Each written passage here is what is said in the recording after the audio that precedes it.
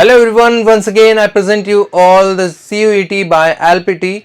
In the previous session we were discussed about हम लोगों ने बात की थी किस चीज़ के बारे में, रीडिंग कॉम्प्रिहेंशन के बारे में, the tips and tricks to understand how to curb the passage, how to understand the passage very fast with few tips and tricks. Okay, in today's video we are going to discuss about the tones. But students, tones क्यों? The tone is the very important part of the reading comprehension, because अगर आप लोगों को passage की tone नहीं समझ में आएगी तो it will be difficult for you to understand the passage easily. You people have to understand the passage quickly. After that you have to solve the questions quickly. मैंने आप लोगों को एक टारगेट दिया था कि 2 से 3 मिनट में रीडिंग कॉम्प्रिहेंशन का पैसेज खत्म हो जाना चाहिए पूरी रीडिंग के साथ. वो हमें ज़्यादा अच्छे से समझ तब आएगा जब हमें पैसेज की टोन समझ में आ जाए. तो आज की वीडियो में हम लोग डिस्कस करने वाले हैं मोस्ट इंपॉर्टेंट 3 टोन्स जो आपके प्रीवियस सीयूईटी एग्जाम्स में ऑलरेडी डिस्कस हो चुके हैं. ठीक है, डोंट वरी, जो भी मैंने आज की 3 टोन्स आपके सामने प्रेजेंट करने वाला हूं वो प्रीवियस एग्जाम्स में ऑलरेडी आ चुके हैं. फर्दर वीडियोस में हम और टोन्स के बारे में बात करते रहेंगे जैसे जैसे कि पैसेज में रिक्वायरमेंट आती रहेगी. क्लियर?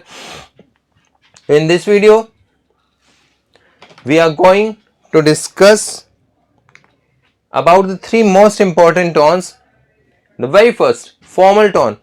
Formal tone का मतलब जब हम कोई particularly पैसेज पढ़ रहे होते हैं रिगार्डिंग द किसी डिपार्टमेंट के लिए, या फिर कोई फॉर्मल लेटर वगैरह आ जाता है हमारे पास, या फिर कोई सिस्टमेटिक फॉर्मेट लाइक फिलॉसफी से रिलेटेड आपके पास कोई आ जाए, या सोसाइटी से रिलेटेड कोई पर्टिकुलर पैसेज आपके पास आ जाए, वो एक फॉर्मल वे में लिखा होता है. उसमें कोई स्लैंग नहीं यूज़ होता, कोई सरकाज़म यूज़ नहीं होता, उसमें कोई इनफॉर्मल वे यूज़ नहीं होता. हमें फॉर्मली सब कुछ लेके चलना पड़ता है. ठीक है, तो let's start.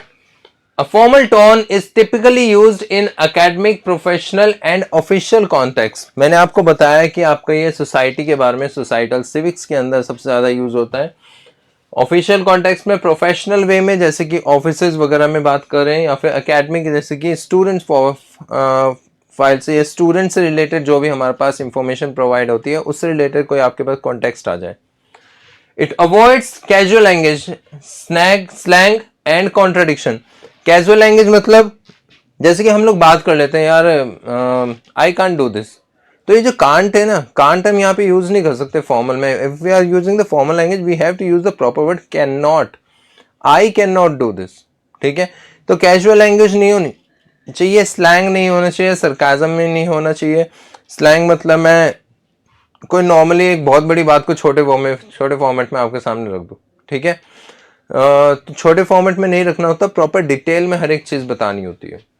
Apart from that, contractions मैंने आपको बता दिया, कोई भी चीज़ को हम शॉर्ट में लिख नहीं सकते. जैसे कि डज नॉट को हम डोंट लिखते हैं या डजंट बोल देते हैं, तो डजंट नहीं बोलना, वहां पे डज नॉट ही बोलना पड़ता है. That is contraction. It emphasises clarity. इसका मेन मोटिव होता है, मेन ऑब्जेक्टिव होता है कि आपको क्लैरिटी दे हर एक चीज के बारे में. Precision and adherence to standard grammatically structures. जो ग्रामर के अकॉर्डिंग जितने भी हमारे स्टैंडर्ड्स होते हैं वो सारे फॉर्मल पैसेजेस में फॉलो होते हैं. If we are talking about the communication, बेटा कम्युनिकेशन 2 टाइप से होता है, एक होता है फॉर्मल, एक होता है इनफॉर्मल.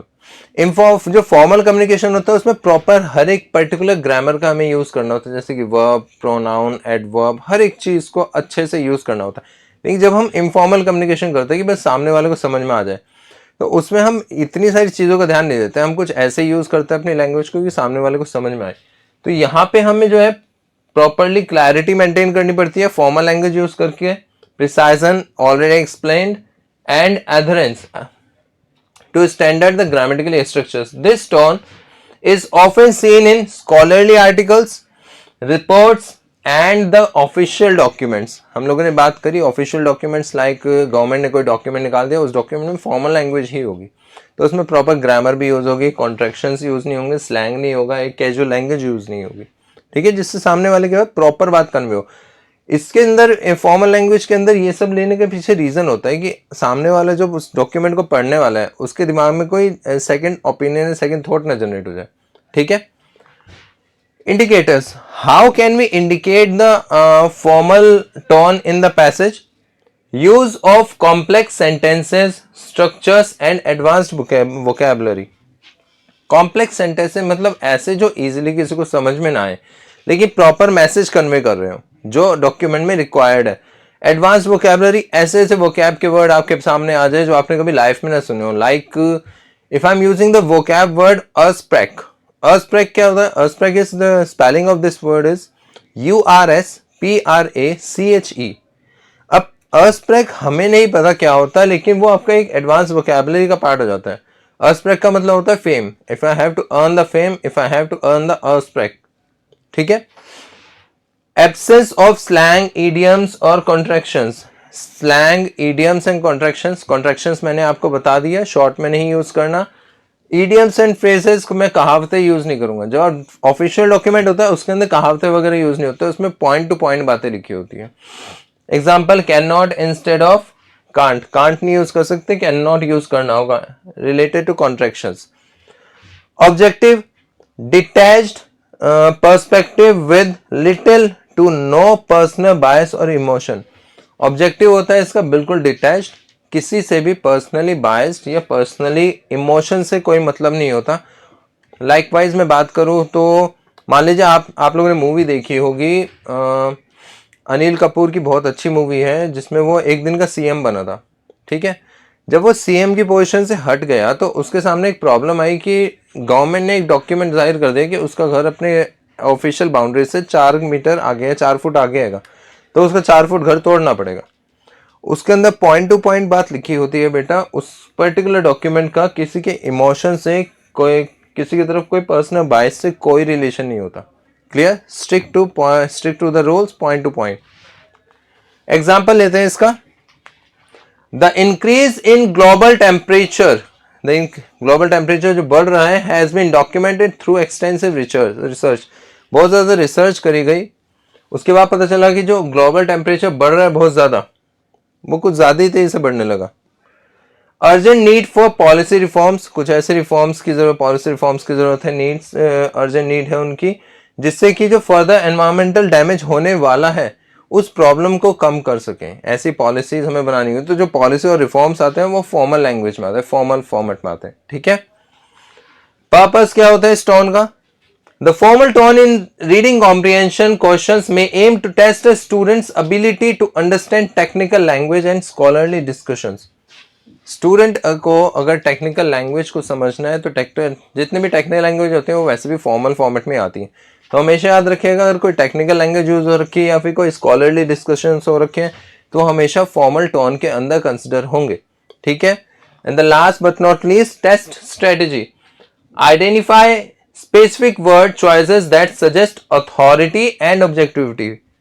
अगर किसी पर्टिकुलर पैसेज के अंदर अथॉरिटी के रिलेटेड बात हो रही है, उसमें किसी पर्टिकुलर ऑब्जेक्टिव के ऊपर बात हो रही है, ऑब्जेक्टिव मतलब जैसे कि अभी ग्लोबल वार्मिंग वाला एग्जांपल मैंने लिया था। Recognise the lack of personal opinion. Personal opinion अगर पैसेज में कहीं नहीं दिख रही, आप समझ जाइएगा फॉर्मल, आपका फॉर्मल टोन के अंदर पैसेज चल रहा है। समझ में आया? बहुत सिंपल वे में हम लोग टोन्स को समझ रहे हैं। आज अभी तक हमने सिर्फ एक फॉर्मल टोन समझा है, अभी 2 टोन और समझेंगे। आप प्लीज वीडियो के साथ जुड़े रहिए एंड वीडियो को लास्ट तक जरूर देखना। अगर आप नहीं देखोगे तो आपको नहीं समझ में आएगा कि किन किन वर्ड्स को हमें अवॉइड करना होता है किसी पर्टिकुलर टोन को समझने के लिए, ठीक है। The second one is informal tone.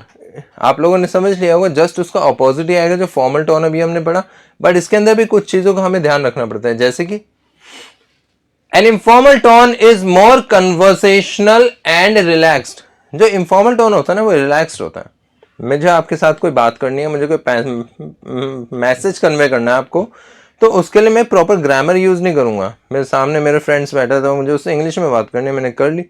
It doesn't mean कि मैं प्रॉपर ग्रामर से उसको समझाऊं। हो सकता है उसको अच्छे से ग्रामर ना आती हो, क्वाइट पॉसिबल। तो मैसेज को इस तरह से कन्वे करना जिससे कि सामने वाला बात भी समझ जाए और उससे कोई प्रॉब्लम भी ना हो, ठीक है। मोर कन्वर्सेशनल, ज्यादा बातें होती हैं उसमें, and relaxed. It's commonly used in personal letters. जब हम किसी को पर्सनल लेटर भेजते हैं, लाइकवाइज मुझे अपना शादी का इनविटेशन देना है, तो शादी के इनविटेशन के लिए मैंने अपना एक लेटर तैयार करा, अपने दोस्त को भेज दिया, वो इनफॉर्मल लेटर के अंदर आएगा। कैजुअल आर्टिकल्स और ब्लॉग्स, जो ब्लॉग्स लिखे जाते हैं वो बेटा सारे के सारे इनफॉर्मल टोन में होते हैं।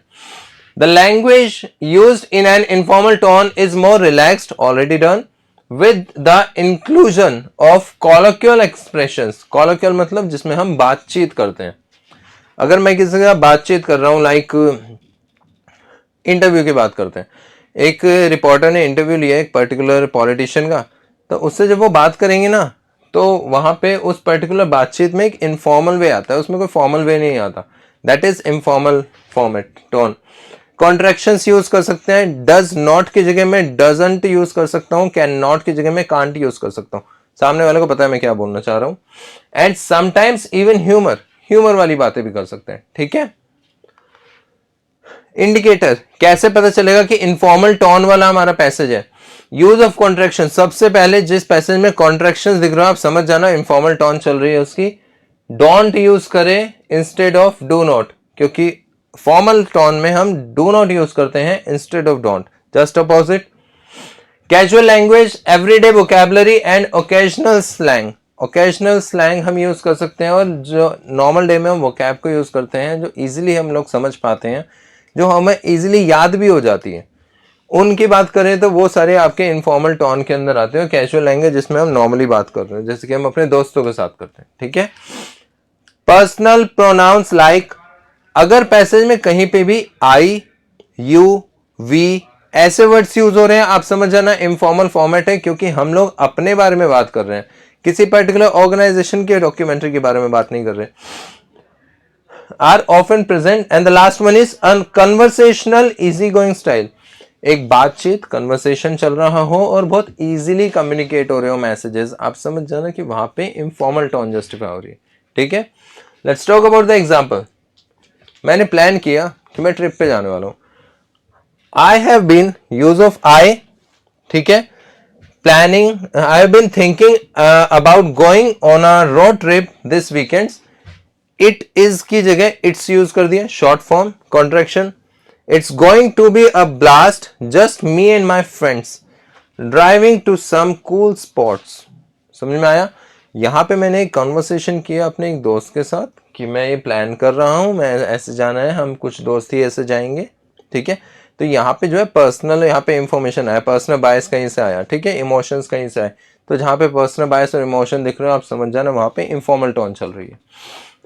पर्पस क्या होता है इंफॉर्मल टोन्स या इंफॉर्मल पैसेजेस का? This tone helps test the ability to differentiate between more personal and informal modes of communication. ये यूज होते हैं मोर पर्सनल और इंफॉर्मल मोड ऑफ कम्युनिकेशन के बीच में डिफरेंस बताने के लिए, ठीक है। Understanding the informal tone is important for recognising how different genres situations of writing create connections with readers, how the reader understand the passage, how the reader will be understand the message conveyed in the passage। अगर passage के अंदर आपके पास informal वे में information आ रही है, आप समझ जाएगा उसकी इंफॉर्मल टोन चल रही है। Important for recognising how different genres, different general मतलब different types of passages, different types of writings and different types of situations passage के अंदर जो प्रेजेंट होने वाली है उसके बारे में, कि रीडर उनसे कैसे कनेक्ट होता है। The next is test strategy. Look for clues like contractions. भाई जहां कॉन्ट्रैक्शन दिखा आप समझ जाना इनफॉर्मल टोन चल रही है, या फिर personal pronouns that indicates the conversational style. Personal pronouns like मैंने अभी बताया था, आई, वी, एम, आई, मेरी बात हो रही है, हम सब की बात हो रही है, जहां पे इस टाइप के वर्ड्स आने स्टार्ट हो जाए आप समझ जाना आपके पास इंफॉर्मल टोन चल रही है पैसेज में। Pay attention to how emotions और personal experiences are conveyed through relaxed language. अगर रिलैक्स लैंग्वेज में आपके इमोशन और पर्सनल एक्सपीरियंसेस गो थ्रू हो रहे हैं तो आप समझ जाना वहां पे इनफॉर्मल टोन है। तो फॉर्मल टोन में हमारे पास कॉन्ट्रैक्शंस यूज नहीं होते, इनफॉर्मल में कॉन्ट्रैक्शन यूज होते हैं। फॉर्मल टोन में, फॉर्मल टोन जो आती है उसके अंदर हम लोग पर्सनल प्रोनाउंस यूज नहीं करते, पर्सनल प्रोनाउन, और इनफॉर्मल में हम पर्सनल प्रोनाउंस भी यूज करते हैं, जस्ट अपोजिट ऑलमोस्ट। वहां पे पर्सनल इमोशंस नहीं होते, बायस इंफॉर्मेशन नहीं होती, यहाँ पे होती है। वहां पे एक typical language, typical formal language use होती है, यहाँ पे आपकी जो रिलैक्स लैंग्वेज यूज होती है। समझ में आया? इजीली समझ पाएंगे आप। इस वीडियो को थोड़ा तरीके से अप्लाई करके देखना। जब आप पूरी वीडियो देख लोगे तो उसके बाद अप्लाई करके देखेंगे जब आप पैसेजेस पढ़ेंगे, तो अगर वहां पे जो मैंने अभी बताया आप लोगों को उस टाइप से कोई भी इंफॉर्मेशन अगर आपको मिलती है तो आप समझ जाएगा कि वहां पे फॉर्मल टोन चल रही है या इनफॉर्मल टोन चल रही है।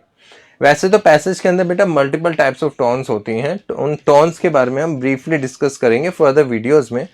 आज मैं मेजर 3 टोन्स आपके सामने लेके आया हूं। The first is formal tone, second is informal tone and the last is sarcastic tone. बस सरकास्टिक टोन तो सिंपल सी बात है, जहां पे किसी को इंसल्ट करना हो, कहाँ पे जहां पे कोई कटाक्ष पास करना हो, या फिर इंग्लिश में बात करूं तो जहां पे कोई सरकाजम पास करना हो। सामने वाले के पास सामने वाले को बोल भी दिया, मैसेज भी कन्वे कर दिया, और ऐसे कन्वे कर दिया कि उसे बुरा भी लग जाए। भाई ऑब्वियसली बात है, सरकाजम का मतलब इंसल्ट करना ही होता है। सरकास्टिक टोन कैसे जस्टिफाई करता है, पहले इसका मीनिंग समझते हैं। A sarcastic tone is often used to convey irony or disdain. Disdain का मतलब होता है बेटा किसी को इंसल्ट करना। जब किसी को इंसल्ट करना हो तो मैं sarcastic tone ही यूज करता हूं। तो पैसेज में अगर कहीं पे भी इंसल्टिंग वर्ड्स चल रहे हैं, किसी को इंसल्ट फ्रेज कर रहे हैं, इंसल्ट मोटिव चल रहा है, इंसल्ट करने का मोटिव आप समझ जाना sarcastic tone पैसेज में है। The writer may say the opposite of what they mean, using exaggeration or mockery to emphasize their true point. Example लेता हूं, आप लोग आमतौर पे बहुत ज्यादा यूज करते होंगे कि खाया पिया कुछ नहीं, गिलास थोड़ा बारह आना। आप एक रेस्टोरेंट में गए, रेस्टोरेंट में आपने खाना खाया, ठीक है, बट जब आपके पास बिल आया इतना सारा, आपने खाना इतना सा खाया, बिल इतना सारा है, तो आप लोगों के मुंह से सीधा एक फ्रेज निकला, सीधा एक इडियम फ्रेज निकलते हैं, खाया ना पिया गिलास थोड़ा बारह आना। तो ये एक नेगेटिव फॉर्म में मैंने एक बात बोल दी, सामने वाले को बात कन्वे हो गई, लेकिन मैंने जो बोला है वो एक नेगेटिव वे में बोला है। Sarcasm can create humour and show criticism, often making the writing more pointed and cutting. More pointing मतलब एक ऐसी बात बोलते हैं ना जो सामने वाले को समझ तो आ जाए, लेकिन उसको समझ में ये भी आ जाए कि वो किस वे में बोलना चाह रहा है, नेगेटिव वे में बोलना चाह रहा है। लाइक कहावत सुनिए, सोने पे सुहागा। भाई वैसे ही दिन बहुत अच्छा जा रहा था, लेकिन ट्रैफिक जाम में फिर से फंस गया मैं। वैसे ही मेरा दिन बहुत अच्छा जा रहा था, मैं फिर ट्रैफिक जाम में फंस गया, अब और अच्छा चला जाएगा। तो मैंने जो बोला, मैंने बोला तो नेगेटिव चीज है, लेकिन वो सरकाजम में बोल दिया, ठीक। Indicators, how to indicate the sarcasm tone, sarcastic tone. Hyperbola, बढ़ा चढ़ा के, over the top praise that's clearly intended to mock. भाई मैं बढ़ा चढ़ा के कोई चीज को बोलता जा रहा हूं, तो आप समझ जाइएगा कि उसमें वहां पे मॉक का इंटेंशन चल रहा है, और जब मॉक का इंटेंशन चलता है तो वहां पे सरकास्टिक टोन आता है। Contradiction between the literal meaning of the words and the underlying meaning. Contradiction मतलब मैं जो बोलना चाह रहा हूं that is a different thing, जो मैंने बोला है वो अलग चीज है, लेकिन मेरी जो इंटेंशन है, जिस इंटेंशन से बोल रहा हूं वो इंटेंशन डिफरेंट है। जैसे मैंने अभी एग्जांपल लिया, सोने पे सुहागा। वैसे तो मेरा दिन बहुत अच्छा जा, ऑलरेडी मेरा दिन बहुत अच्छा जा रहा है, अब ये जाम लग गया, अब और अच्छा जाएगा। मैंने बोला है कुछ और, लेकिन उसका मीनिंग कुछ और है। यूज ऑफ नेगेटिव और biting language, often to express disdain, often to express insult, जब किसी को इंसल्ट करना हो। नेक्स्ट एग्जांपल लेते हैं इसका। ओ ग्रेट, सेम एग्जांपल है जो मैंने अभी आपको दिया, ओ बहुत बढ़िया हो गया। Another traffic jam, just what I needed, just what I needed जो यहाँ पे वर्ड है, ये आपका एक नेगेटिव सेंटेंस में आया बेटा। जो मैं चाहता था, to make my day even better, मेरा ऑलरेडी दिन बहुत अच्छा जा रहा था, लो एक और जाम लग गया, अब और अच्छा चला जाएगा, तो नेगेटिव टोन आ गया। Here just what I needed is used sarcastically to express frustration. मैं फ्रस्ट्रेटेड था, तो मैंने जो बात बोली मीनिंग उसका कुछ हो रहा है, लेकिन मैं बोल कुछ हो रहा हूं फ्रस्ट्रेशन में, और सामने वाला समझ भी जाएगा मैं बोलना क्या चाह रहा हूं, ठीक है। Purpose, what is the purpose? Purpose बहुत सिंपल होता है इसका। The goal of testing sarcasm is to assess a student's ability to recognise deeper meanings and contrast between surface level language and the hidden intent. भाई student कितना easily समझता है, intention क्या है। भाई ऑथर आपके सामने ये टोन रखी क्यों रहा है, इस टोन का पैसेज क्यों रख रहा है, जिससे कि स्टूडेंट ये समझने में बहुत ज़्यादा इजी हो जाए, मतलब स्टूडेंट के लिए इजी हो जाए ये चीज़ कि कोई बात कही कैसे कही जाती है और उसका लिटरल मीनिंग क्या होता है। उस मीनिंग को समझाने के लिए आपके सामने ये सरकास्टिक टोन का पैसेज रखा जाता है। ability to recognize deeper meanings and contrast between surface level language and hidden intent. hidden intent को समझाने के लिए सिंपल टेस्ट स्ट्रेटेजी कैसे चेक करेंगे इसको. Focus on identifying contradiction. जहां पे भी आपके पास कॉन्ट्राडिक्शन सिचुएशन क्रिएट हो जाए सेंटेंसेस में, पैसेज के अंदर दो सेंटेंस चल रहे हैं, दोनों सेंटेंस में कॉन्ट्राडिक्शन चल रहा है, समझ जाना वहां पे जो आपका सरकास्टिक स्ट्रेटेजी है, सरकास्टिक टोन है. या फिर inconsistencies in the passage. Passage के अंदर बात कुछ और चल रही है, नीचे कुछ और पॉइंट आ गया, फिर कुछ और पॉइंट आ गया, इनकंसिस्टेंसी चल रही है पूरे पैसेज को रिलेट करते हुए, समझ जाना वहां पे सरकास्टिक टोन चल रही है. Recognising the exaggerate. किस चीज को बढ़ा चढ़ा के बोल देना. Almost comical nature. Comical nature ही तो हुआ बेटा. खाया न पिया गिलास थोड़ा 12 आना, आमदनी 98 खर्चा रुपया, कंगाली में आटा गीला. कॉमिकल नेचर ही तो है. Of expression is key to understanding sarcasm. जहां पे भी कॉमिकल नेचर आ जाए आप समझ जाइएगा वहां पे सरकाजम मीनिंग, सरकाजम वाला मीनिंग चल रहा है. Understanding sarcasm. Focus on identifying contradictions और inconsistence in the passages. Contradiction, inconsistency समझ में आ जाएगा. Next is recognising the exaggerate almost comical nature of the expression is key to understanding sarcasm.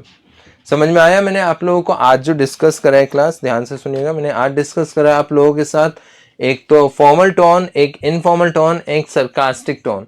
इन तीनों टोन्स को आप लोग तरीके से पढ़िएगा, चाहे स्लो करके पढ़िए चाहे फास्ट करके पढ़िए, डजंट मैटर. बट इन जब भी पैसेजेस आप लोग अटेम्प्ट करने वाले हैं तो पैसेज अटेम्प्ट करने से पहले आप लोगों को टोन के बारे में पता होना चाहिए. ठीक है.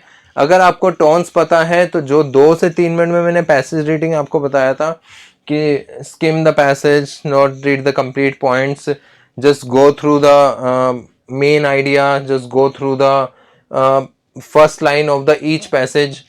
जब आप लोगों को टोन पता होगी तो इस तरह से पैसेज को पढ़ने से आप लोगों का टाइम भी बचेगा और 2 से 3 मिनट में आपका पैसेज कंप्लीट भी हो जाएगा, पढ़ने के साथ साथ समझ में भी आ जाएगा. ठीक है. आज की वीडियो में हम लोग सिर्फ इतनी ही बात करेंगे. आज हमने बात करी 3 टोन के बारे में.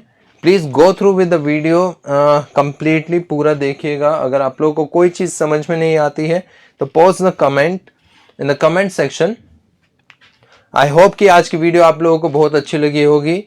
जुड़े रहिए ऐसे ही एलपीटी के साथ, LPT by CUET by LPT के साथ. मिलते हैं आप लोगों से नेक्स्ट वीडियो में.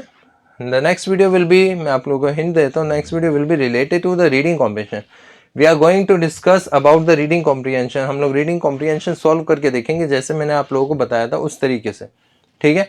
आप लोगों को समझ में भी आएगा और आप लोगों के लिए ईजी भी होगा उस चीज़ को अंडरस्टैंड करने के लिए. ठीक. So thank you all. Have a wonderful day to all of you. Bye bye. Take care.